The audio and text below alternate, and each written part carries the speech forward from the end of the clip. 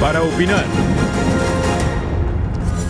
Gracias, muchas gracias por continuar con nosotros. Es noche de lunes, noche para opinar y como cada semana saludo con gusto a mis compañeros Raúl Frías Lucio, director editorial de Mega Noticias, Andrés Villarreal de Mega Noticias Sinaloa y Eduardo Torreblanca Jax, colaborador de Mega Noticias TVC y columnista en El Financiero. Buenas noches a todos. Y bueno, el primer tema que pongo sobre la mesa es el tono de la violencia que hemos estado viviendo durante los últimos días en las manifestaciones en las que grupos de vándalos se infiltran para cometer cualquier cantidad de destrozos. Y lo peor es que lo hacen sabiéndose impunes. En su columna de hoy en Reforma, Sergio Sarmiento ironiza y recomienda a quienes suelen verse afectados por la violencia de los anarcos o conservadores que la próxima vez griten con más fuerza el fúchila y guácala a los malosos. ¿Cómo ves, Raúl? Claro, bueno, es un gran tema, Paco, porque como ya lo consigna Sergio Sarmiento muy bien, el tema es que estos vándalos, que vale la pena hacer el señalamiento, no son los manifestantes, son vándalos. Son delincuentes que se han colado a estas manifestaciones de las mujeres, de los de Ayotzinapa y seguramente lo seguirán haciendo en las siguientes y que aprovechan precisamente este escudo protector, esta impunidad que el gobierno de alguna forma les ha venido dando al no pedir que intervengan las autoridades para evitar estos desmanes. No se pide represión porque el presidente insiste en esto, Paco, Andrés, Lalo. No se trata de reprimirlo, se trata de contener la violencia que se ha generado estos vándalos en diferentes puntos, como lo vimos este fin de semana en la Cámara de Comercio, ahí el Hotel Hilton y todos estos inmuebles que sufrieron de vandalismo precisamente de estas personas. Hoy el presidente en la mañanera, yo la verdad ya no entiendo exactamente qué es lo que quiere decir el presidente. Pide a los ciudadanos, a usted y a todos los demás, ¿sí?, que hagamos cordones ciudadanos.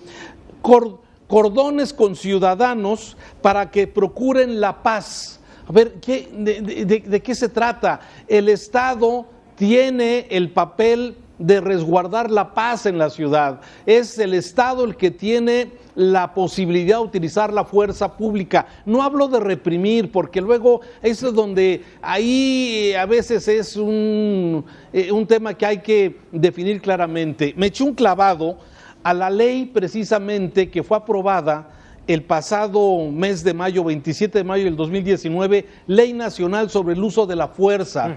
Y ahí en esta ley se clarifica exactamente cuáles son los diferentes grados con los que hay que contener la delincuencia. Son varios, pero antes de lo que pudiera ser una represión o el uso de la fuerza letal incluso, que lo contempla la ley, habla de disuadir, habla de hablar, de contener, pero parece que este gobierno y el del Distrito Federal igualmente, pues parece manda? Que esto, Paco, que tú acabas de decir, se desenvuelven estos tipos, se desenvuelven en un ambiente de impunidad porque se saben que no va a pasar nada, que nadie los va a perseguir y pueden seguir agrediendo, dañando la vía pública, dañando la infraestructura de la ciudad y dañando negocios particulares sin mayor problema.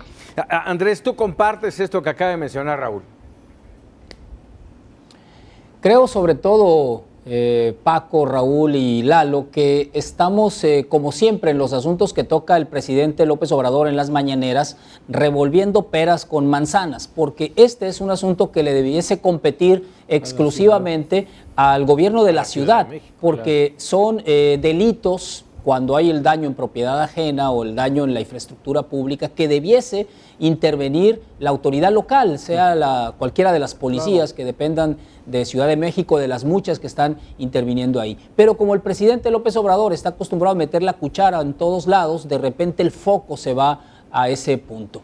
Es más que evidente que cuando ocurrió esta manifestación hace poco más de un mes de un grupo de mujeres que estaban en contra de la violencia. Había mujeres y hombres, claro, pero más mujeres en contra de la violencia de género. Pues sucedieron también una serie de desmanes, daños en propiedad pública, daños en propiedad privada, incluso también algunos reporteros golpeados, uno de ellos de gravedad. Entonces esto viene creciendo sin la intervención de la autoridad local. Es ya intrascendente si son anarcos, si son de qué organización, lo que sea. La autoridad está obligada a darnos una explicación de qué son esos grupos, son lo que sea, la respuesta que tenga que dar, porque me parece que lo que digamos no serán más que presunciones de lo que realmente está ocurriendo, porque además no es nuevo.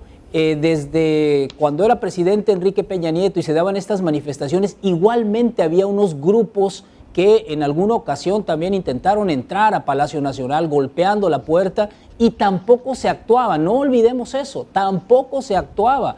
El miedo a ejercer la fuerza del Estado no viene del gobierno de Peña Nieto, es desde mucho más atrás. Yo diría que por lo menos desde Vicente Fox viene esta situación en la cual no tienen miedo, terror, pavor al gobierno a intervenir. A ver, estoy de acuerdo contigo que viene de mucho tiempo atrás. Se ha ido agudizándose la violencia, lo que hemos vivido en los últimos días, tanto el viernes como el sábado en la Ciudad de México, se ha magnificado, ha habido un descontrol absoluto. Y bien mencionas, ese miedo lo que impide el actuar por parte de la autoridad. ¿Hasta dónde vamos a aguantar los ciudadanos ese miedo de la autoridad a cumplir con su responsabilidad, Eduardo? ¿Hasta cuándo vamos a permitir que la autoridad omita su responsabilidad, el ejercicio de su responsabilidad? Pasado mañana viene una manifestación muy importante con motivo del 2 de octubre y me parece que desafortunadamente volverán a colarse estos grupos, ve tú a saber, organizados, patrocinados por quién, para realizar desmanes a lo largo de la ciudad.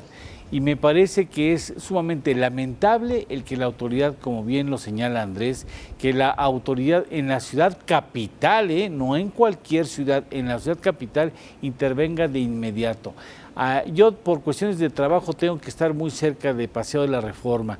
No saben ustedes el cuidado, la atención, el esmero que pusieron restauradores para limpiar parte de las pintas que se realizaron sobre posiciones históricas en la ciudad, para que antes de que estén listas estén nuevamente pintadas. ¿Y cómo es posible que se permita tanto en la puerta o una de las puertas de Palacio Nacional, que ahora es la residencia del presidente de la República, o bien en la Cámara Nacional de Comercio de la Ciudad de México, que es la más antigua en el país, que existe ese tipo de atentados sin que la autoridad... Qué triste tener un gobierno que le tiembla la mano para hacer valer la Constitución. Si eso sucede en las manifestaciones, ¿qué podemos esperar en cosas más graves como puede ser el narcotráfico? Absolutamente nada. A ver, retomando un poco lo que mencionabas, Eduardo, y lo que decía Raúl en torno a la mañanera.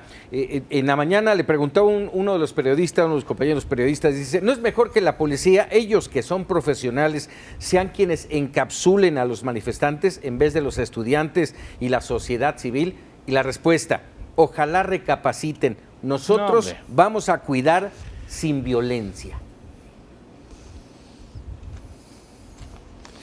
No, hombre, mira, no sé si de esa manera. Déjame darte algunos datos. En este artículo 6 dice principios del uso de la fuerza. Dice, fíjate cuáles son los diferentes grados, porque bien como lo comenta Andrés, las autoridades tienen pavor de actuar porque pueden recibir acusaciones de que se violan los derechos humanos.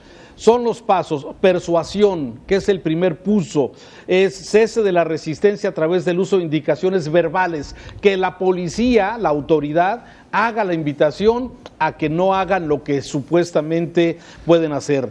Restricción de desplazamiento, contenerlos. Lógicamente aquí habla de que estos elementos no deben venir armados más que con el tolete famoso, los escudos para contener a las personas. Tercero, sujeción, es decir, cuando ya los manifestantes o el que está generando una situación de riesgo para ellos o para el ciudadano, poder sujetarlo, inmovilizarlo, incluso utilizando ya fuerza física con moderación para lograr el control o aseguramiento de los sujetos. Inmovilización, que ya la mencioné, incapacitación cuando ya es uso de fuerza con máxima intensidad y permitiendo el empleo de sustancias químicas como irritantes, también que pueda neutralizar la resistencia y la violencia, en fin. Y más adelante, lesión grave a través de algún tipo de neutralizar a los sujetos de acuerdo al nivel de violencia. Y finalmente, la última sería la muerte, la de utilizar la fuerza letal como una acción excepcional. La ley lo marca. Aquí lo que me llama la atención es que esto es ley nacional sobre el uso de la fuerza, pero la autoridad le tiene miedo, tiene pavor de actuar y mejor deja que corra y que se siga dañando el patrimonio, que se dañe la propiedad privada, que puedan resultar algunas personas lastimadas o lesionadas. ¿Quién paga esos daños? Los particulares afectados. El viernes fue la ruptura de cristales, los repararon y al día siguiente otra vez. Y hoy seguramente ya están reparados y el próximo 2 de pasado mañana, de nueva cuenta volverá a ocurrir. ¿Quién paga esos daños? ¿Dónde está la autoridad? ¿A quién reclamarle? Los particulares, porque además ni siquiera son sujetos de cobertura de seguros, porque los seguros no tienen esa figura de vandalismo como posibilidad de cubrir, y no lo harían, incluso no lo harían porque sale carísimo. De veras es lamentable, habla de la falta de capacidad absoluta la de falta la autoridad, de Estado de Derecho. Y incluso los propios policías no quisieran intervenir, porque saben que te meten muchas veces en un problema muy serio si agreden a algún manifestante. La verdad es que están enviando a la sociedad en su conjunto una señal muy clara de incompetencia absoluta. 30 segunditos para conclusiones. Empezamos con Raúl. Bueno, me parece que sí, el gobierno no está ejerciendo, está cediendo su derecho de mantener la paz a través de la utilización de la fuerza pública y manda a los ciudadanos a formar cordones de paz. Quiero ver exactamente qué resultados puede tener exactamente esto. Lamentable. Andrés. Pues yo creo que solamente le faltó pedir que se crearan grupos de autodefensa, ¿no? Por sectores, por calle, por manzana, no lo sé, es muy ridículo, honestamente, una afirmación de ese tamaño y sobre todo que no se pueda crear una operación, una estrategia con resultados para estos grupos que al menos en las imágenes, en la realidad, se ven minúsculos, es decir, algunos de ellos forman grupos o células, para usar los términos criminales, de unos 15, 20 o 30 personas que atacan uno de los negocios o atacan una estación del Metrobús, por ejemplo, y la devastan en unos cuantos minutos, pero no pasan de 20 a 30 jóvenes. Y quizás son muchos, Entonces, si la autoridad no puede neutralizar una célula como esa o varias células que estén operando durante una manifestación, pues entonces, como dice Lalo, entonces, ¿qué sí puede hacer la autoridad? Claro. Sí, bueno, lamentable, triste, vergonzoso que tengamos una autoridad que le tiembla la mano actuar en contra de actos que evidentemente van en contra de la ley de la paz social. Qué tristeza tener autoridades con esa incapacidad tan notoria.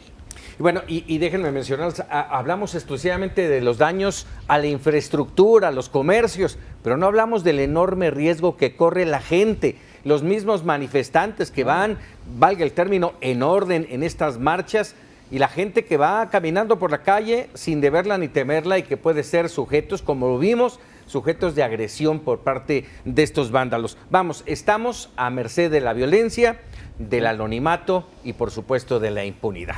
Y bueno, lejos de atenuarse la polarización en México, parece incrementarse cada día. Todo parece indicar que el tigre anda suelto. Lo alimenta el discurso del odio, así lo dice, del presidente de la República, justo en su colaboración de hoy en El Financiero, Raimundo Rivapalacio, quien advierte que la estrategia de AMLO de blindar a criminales y llamar a la acción contra todo lo que se opone a su proyecto es altamente riesgosa. ¿Es tu opinión, Andrés? No, al contrario, creo que Raimundo Rivapalacio forma parte de un discurso que se está haciendo en la opinión publicada, no en la opinión pública. Casi uniforme. Vemos constantemente culpar argumentos como este. Hoy, por ejemplo, salieron por lo menos 5 en el mismo sentido, de distintos columnistas de los medios que se suponen nacionales, que se hacen en Ciudad de México, pero no necesariamente son nacionales, y señalan de manera constante que es el presidente quien se encarga de polarizar y de enfrentar. Me parece que es uno de los muchos que tiene este discurso que polariza y que enfrenta, pero viene también del otro lado. No es el único el presidente, y me parece que continuamos con algo que yo he venido señalando desde hace mucho tiempo, en focalizar demasiado en todo lo que diga el presidente López Obrador. Y no digo que no se tome en serio, porque lo es, una declaración presidencial, por supuesto, pero este discurso que polariza y enfrenta viene de muchos lados, y no solamente de la opinión publicada, no solamente del presidente López Obrador, sino de grupos de poder, de algunos formal y otros de poder fáctico. Viene de muchos lados esta situación que se ha venido alimentando, y no entiendo muy bien hasta cuándo pueda entenderse lo que está sucediendo, o cuándo puede revertirse realmente todo esto de asustar, como que ahí viene el lobo, en este caso el tigre, lo menciona Raimundo Rivapalacio, pero es mejor la metáfora del lobo por el cuento de la Caperucita Roja. Entonces ahí viene el lobo, y ahí viene el lobo, y ahí viene el lobo, y un día va a venir, porque pareciera que este también es el cuento del pastorcito, ese que está señalando que viene el lobo a comerse las ovejas, y entonces un día sí va a ser cierto. Creo que abona en poco todo esto. No digo que no se deba criticar, no digo que no se deba señalar el discurso que tiene el presidente. No creo que haya una tolerancia al vandalismo, citando textualmente a Raimundo Rivapalacio. No creo tampoco que haya una permisividad a la violencia, excepto por lo que señalamos hace un momento que estuvo ocurriendo durante las manifestaciones y que seguramente va a seguir ocurriendo. Una permisividad, a eso sí la hay. Una mano temblorosa a actuar por parte del Estado también la hay. Y eso, por supuesto, que hay que también señalar. Pero igual le ha pasado en Michoacán, con los militares, y se ha permitido, Andrés. Sí, en Michoacán, y ahí sí, y hay muchos otros lugares que la violencia esta que se da en Ciudad de México, que tiene tanta cobertura, palidece con lo que está ocurriendo en Michoacán, en Tamaulipas, en Guerrero. No tiene nada que ver.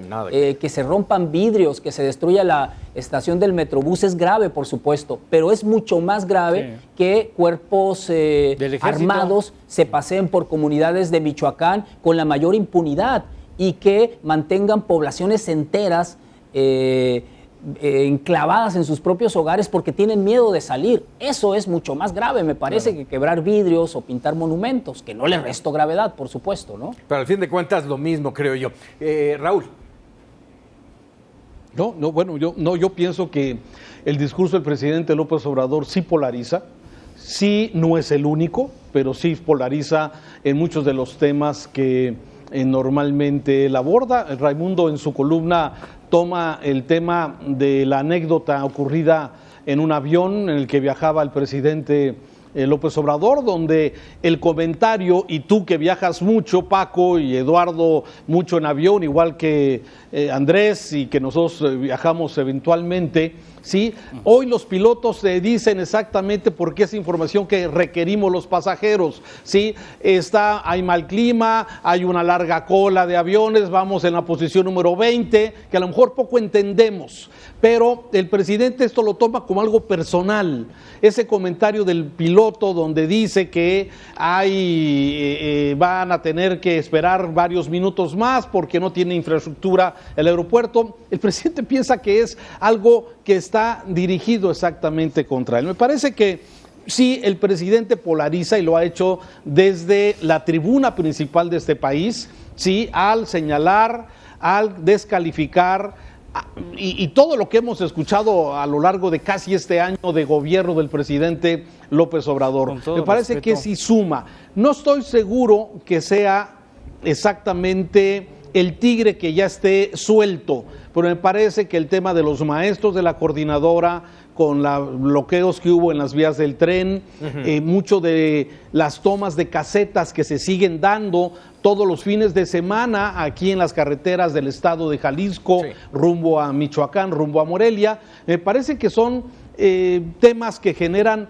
descontrol, donde se ve que la autoridad no ha querido actuar. Me parece que sí, seguimos en esa idea de polarizar una sociedad.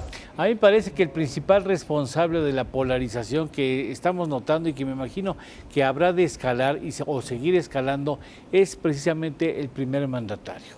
Cuando tú llegas a un nivel de responsabilidad que tiene él, es obligación pensar en la unidad nacional.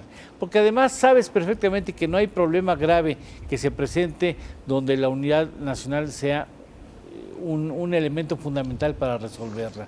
Y sigue con su tendencia a sentir que todo aquel que disiente de sus posiciones es un opositor neoconservador o que ha perdido los privilegios que en otros sexenios tenían.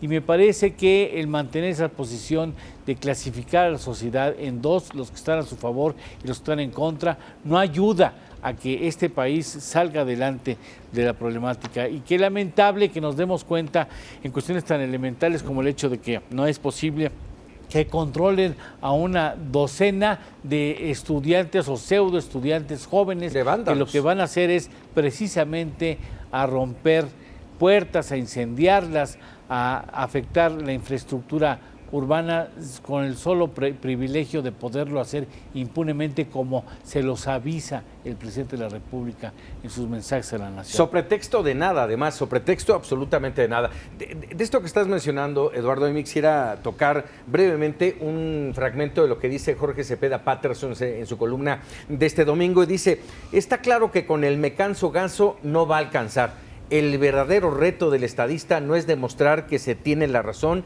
y los otros están equivocados, sino encontrar la forma de que los actores que pueden cambiar la realidad participen de sus razones, las compartan y las impulsen. ¿Qué opinan de ello, Andrés? No, yo creo que, bueno, ya sabemos que Cepeda Patterson es mucho más mesurado al tratar los temas que tienen que ver con López Obrador. Muchísimo más, casi los temas que tengan que ver con López Obrador, pero por mucho. Y sin embargo, yo no creo que exista esta sociedad de la que habla Lalo dividida en dos: los que estén a favor de Andrés Manuel López Obrador y los que estén en contra.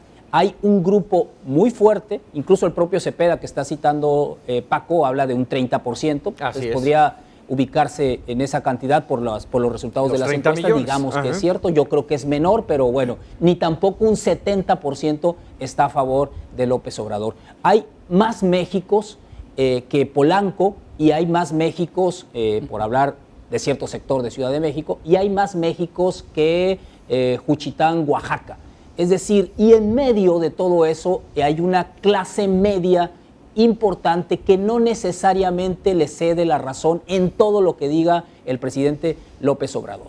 Y también es cierto que algunos de los argumentos, quitándole esa estridencia que le pone López Obrador, son ciertos. Hay un grupo empresarial fuerte de este país que está haciendo todo lo posible porque muchas de las acciones que está haciendo el gobierno federal no avancen, no tengan el resultado que se espera. Si eso lo van a negar ahora, pues entonces no sé qué México están viendo, porque hay varias situaciones en ese sentido.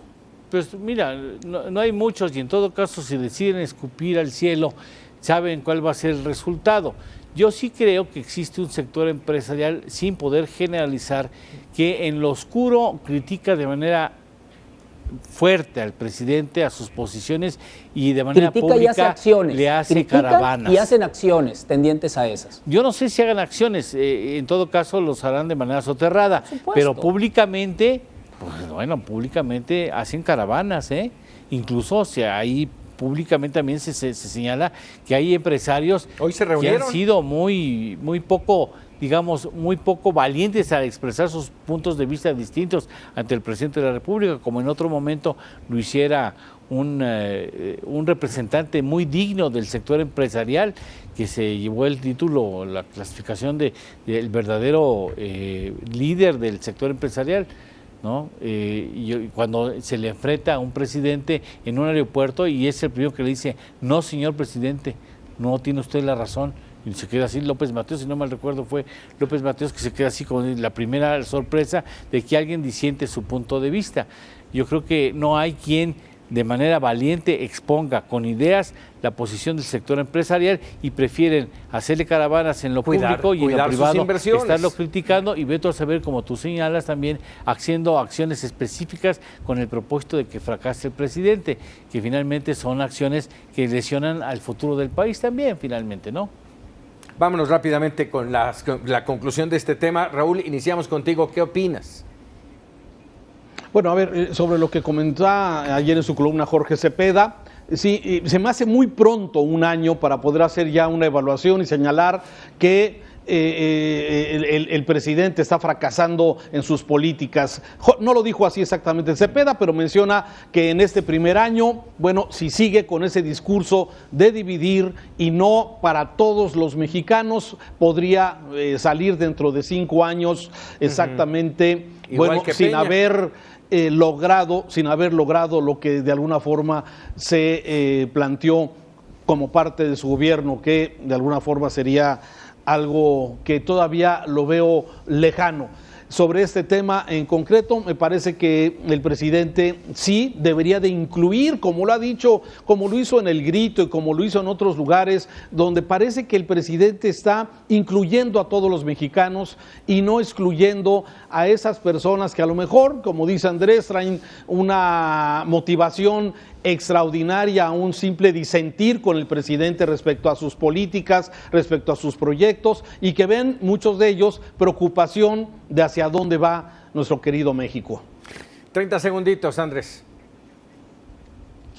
Bueno, yo insisto en mi argumento de que no es el único el presidente quien polariza. Ahí están las declaraciones del mismo Vicente Fox, si es que alguien le hace caso al expresidente Vicente Fox, porque casi es como, bueno, ¿para qué hacer ejemplos que pueden resultar ofensivos? Pero la verdad, ese discurso también es polarizante, le vamos a dar en la madre a la 4T. Bien que mal estaban escuchando ahí un grupo de panistas importantes, ¿no? Pero habla también de esta necesidad de un contrapeso político que no lo tiene el presidente López Obrador y es urgente que se conforme en México. Y no va a ser Vicente Fox, de hecho está muy lejos de serlo. Es una figura completamente acabada, un expresidente desprestigiado al cual poco caso se le puede hacer de lo que esté diciendo.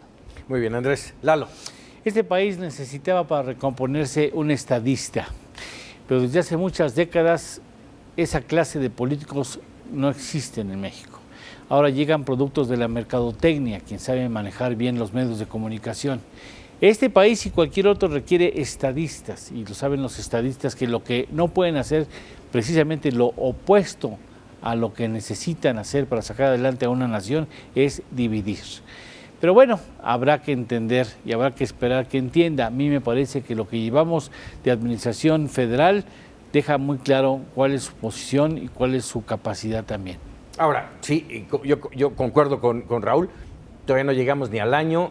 Hay mucho tiempo todavía y muchos esperamos que las cosas tomen su camino de desarrollo para México. Eso es lo que esperamos. Pero bueno, hablando de desarrollo y de cuestiones económicas, me gustaría tocar otro tema, si están ustedes de acuerdo, el tema del TEMEC.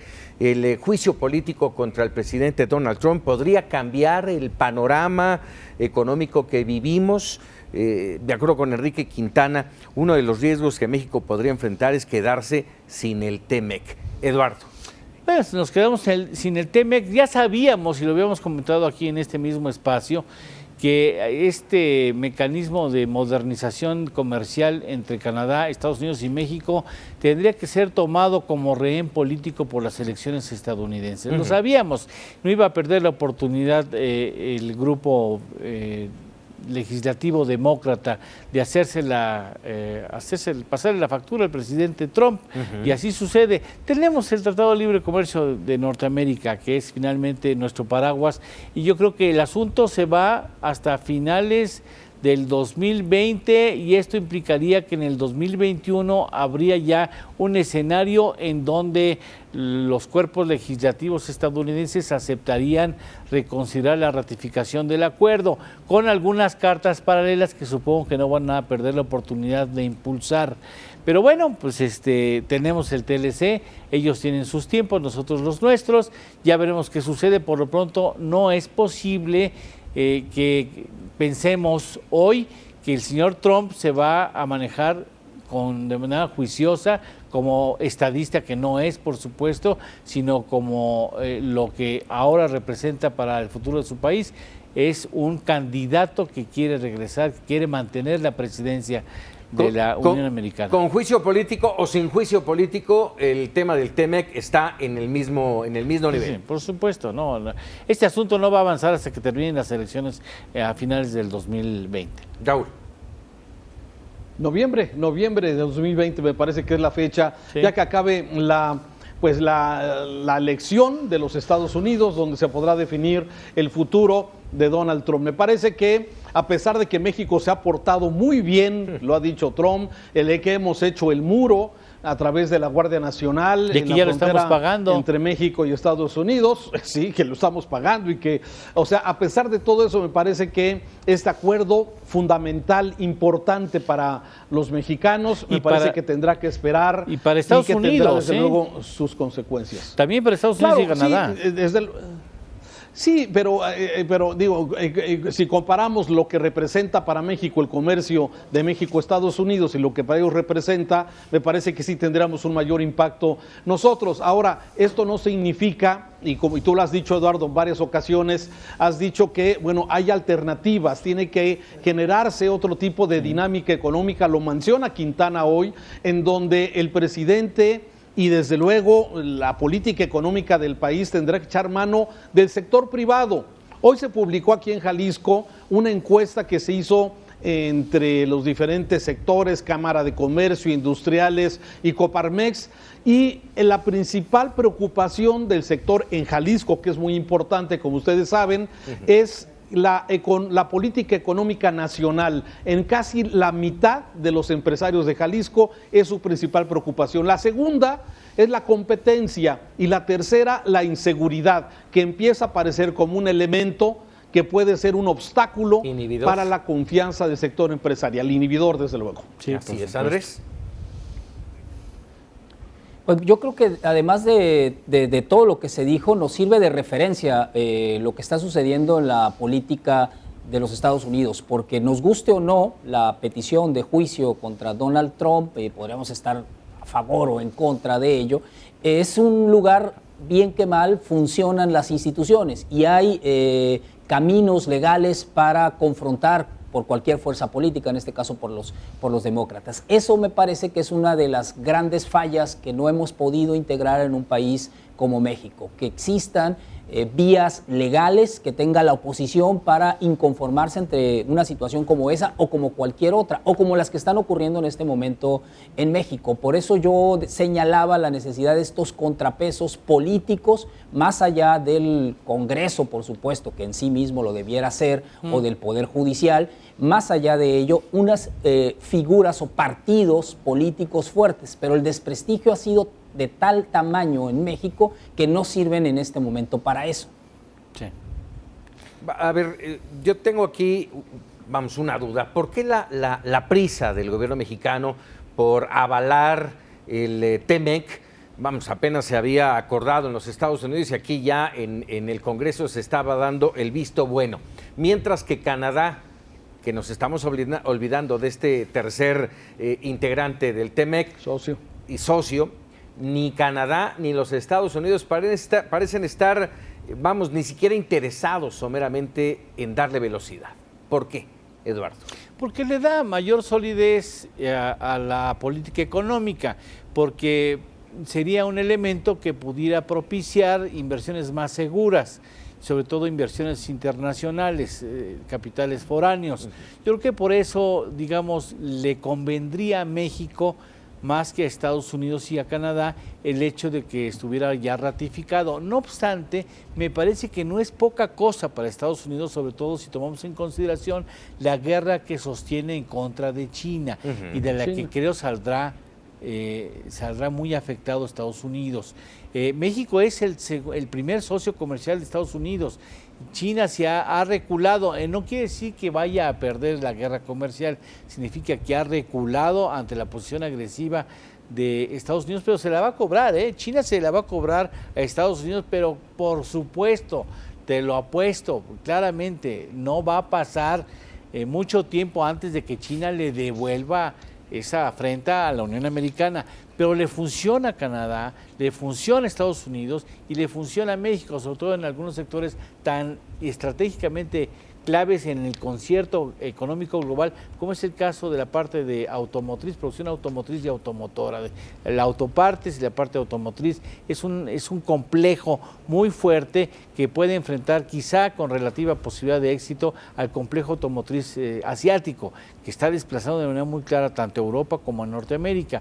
Pero bueno, ya iremos viendo. Finalmente nuestras prisas no son las mismas prisas de Estados Unidos. Llegará el momento en que Estados Unidos se dé cuenta que tiene que sacar eso lo más pronto posible también. Comentario final en este tema, Andrés. Coincido en esta parte final que dice Lalo, va a llegar el momento en que los Estados Unidos le urja, ahorita no le urge, al final son los compradores, nosotros somos los vendedores, y casi siempre en una relación, sea entre países o sea unos cacahuates que vamos a comprar ahí, al que le urge es al vendedor, y el comprador pues se puede hacer el interesante, buscar un cacahuate en otro lado, etcétera, ¿no? Aquí le va a llegar el momento en que les va a urgir a los Estados Unidos, como les surgió en algún momento arreglar el tema del tomate. Así es. Claro, y cuando les surgió, no mostraron urgencia, pero dijeron, bueno, ahora sí firmamos el acuerdo, ¿no? Comentario final, Raúl, sobre este tema. Todavía le falta muchos episodios a este tema. Lo sabíamos en esta relación complicada entre México y Estados Unidos, con el presidente Trump, con sus características especiales y cómo ve exactamente a los mexicanos. Me parece que a lo largo todavía de los siguientes meses estaremos viendo diferentes capítulos en donde seguramente México será un protagonista, ya sea en migración, ya sea en tráfico de drogas, ya sea en tráfico de armas, ya sea en mercancía, en la industria automotriz, la manufactura, muy importante en la frontera y también en la zona del Bajío en nuestro querido México. Así es que yo creo que vamos a ver varios capítulos más respecto a este tema.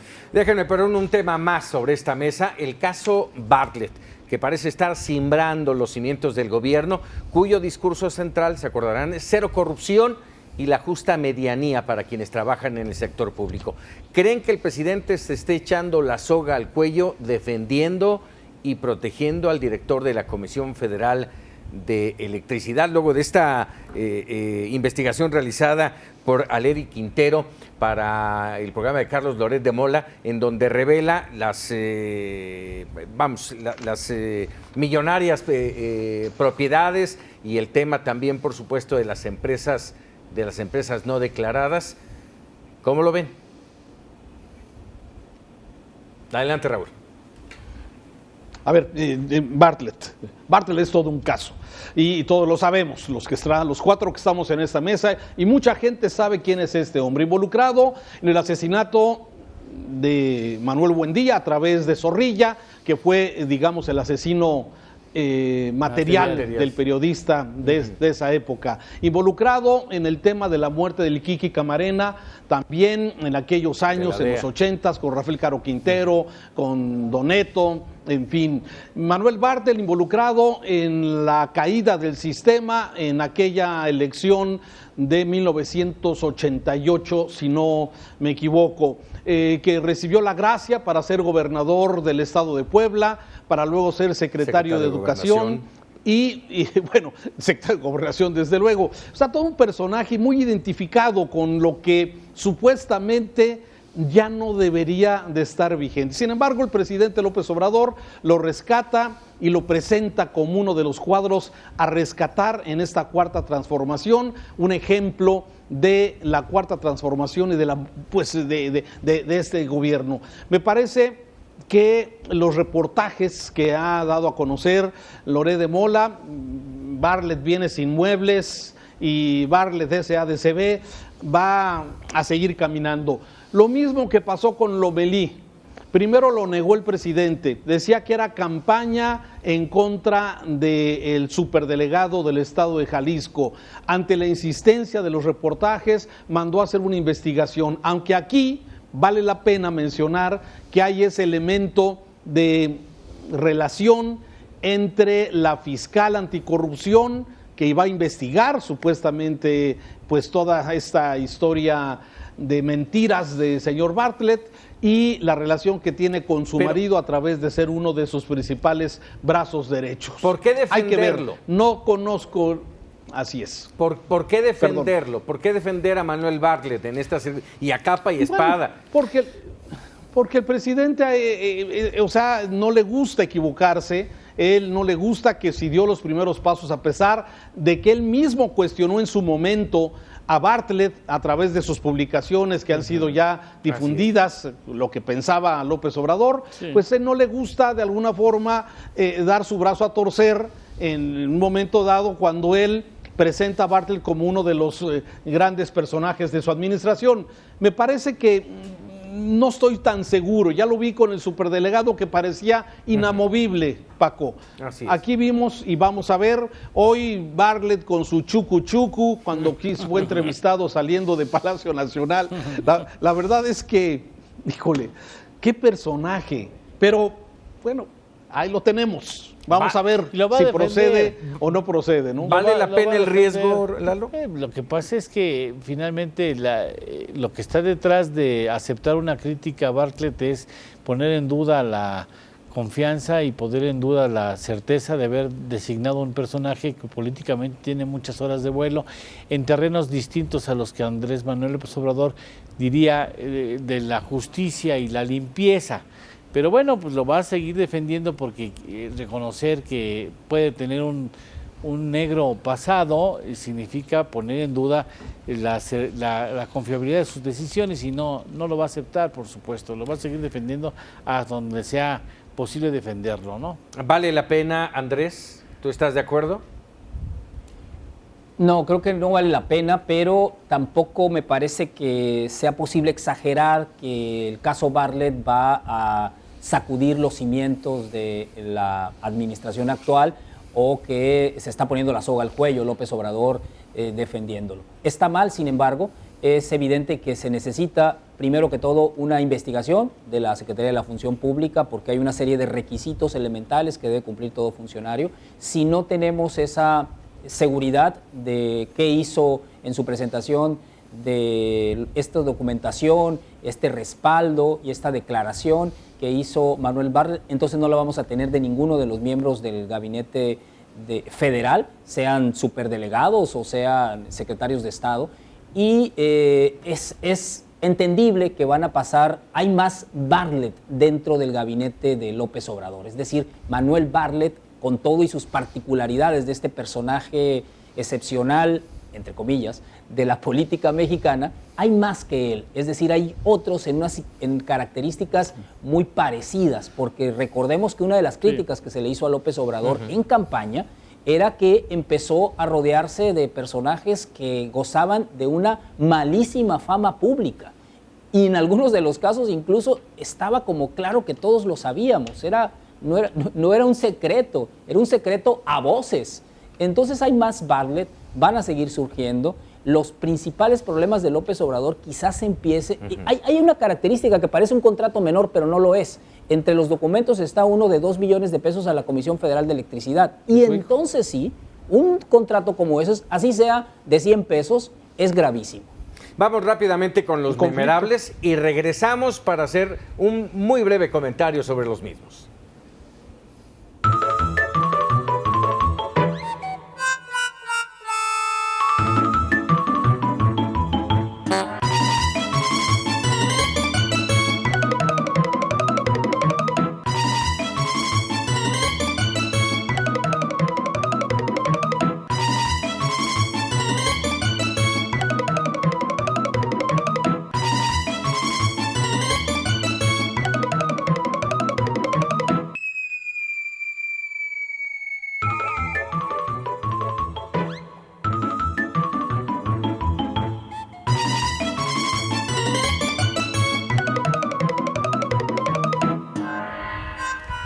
30 segunditos rápidamente para conclusiones. Empezamos con Raúl Frías. Bueno, me parece que el presidente, si da el paso y la Secretaría de Función Pública inhabilita a Manuel Bartlett, pienso como Andrés, López Obrador no le va a pasar nada. De hecho, me parece que el respaldo del presidente en este tipo y su decir en la lucha contra la corrupción podría y será uno de los pasos determinantes para que este personaje salga de la Cuarta Transformación. Ya lo veremos. Andrés.